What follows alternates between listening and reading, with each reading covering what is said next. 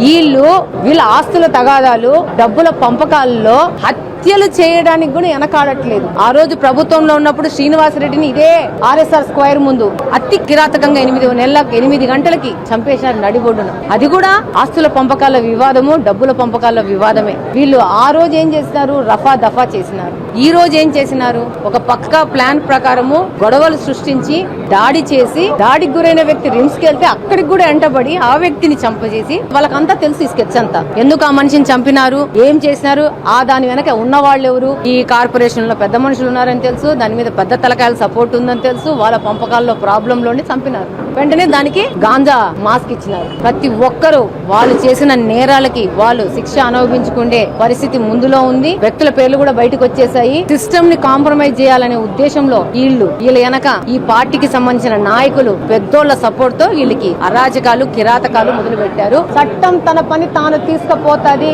ఎవ్వలని వదిలే పరిస్థితి లేదు. ఏం వైకాపా పార్టీ ఏమన్నా అధికారంలో ఉందనుకుంటున్నారా? తెలుగుదేశం పార్టీ ఉంది. నిర్మోహమాటంగా, నిర్భయంగా నేరానికి పాడుపడిన వ్యక్తులు డెఫినెట్ గా శిక్షను అనుభవిస్తారు. ఈ యొక్క విధానాన్ని కడప నుంచి మనం అందరం పాలదోలాలా. ప్రతి ఒక్క సామాన్యుడు గుండె మీద చేయి పెట్టుకుని నిర్భయంగా పండుకునే పరిస్థితిని కడపలో తీసుకురావాల్సిన అవసరం ఉంది.